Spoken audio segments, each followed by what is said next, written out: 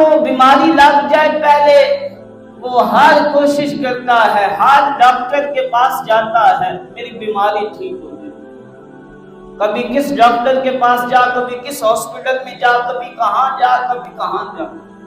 جب ہر طرف سے مایوس ہو جاتا ہے نا، پھر انسان رب کے حضور کھڑا ہو جاتا ہے، عرض کرتا ہے مولا تو ہی شفا دینے والا ہے، آج مجھے شفا دے۔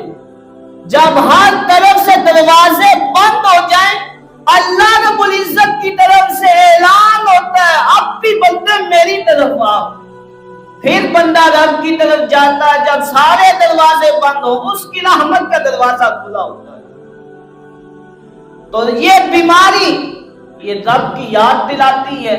وہ ایک عورت تھی گناہگار، گناہوں میں زندگی گزر رہی تھی، بیمار ہو گئی، چیک اپ اس نے کروایا، رپورٹیں آنے والی تھی، اور تھی بہت امیر ذاتی، لیکن زندگی گناہوں میں گزار رہی تھی۔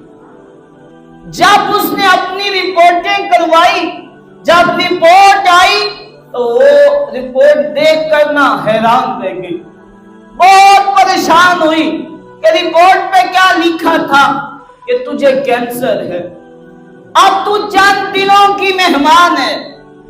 جب اس نے یہ سنا اس نے کہا اب تو میری زندگی بہت کم رہ گئی ہے، اب مجھے چاہیے کہ رب کے حضور سچی توبہ کروں۔ اس نے رب کے حضور سچی توبہ کی، پھر کچھ دن گزرے، پھر وہ ہاسپٹل سے کال آئی، کہا گیا کہ وہ جو رپورٹ آپ کو بھیجی گئی تھی وہ آپ کی نہیں تھی، وہ آپ کا نام سیم ہونے کی وجہ سے وہ کسی اور کی رپورٹ تھی، تیری وہ رپورٹ نہیں تھی، تو بالکل ٹھیک ہے۔ وہ پھر عورت مطمئن ہو گئی۔ دیکھیے ایک لمحہ کے لیے یہ جو جھٹکا تھا اس نے اس کو رب کے حضور کھڑا کر دیا۔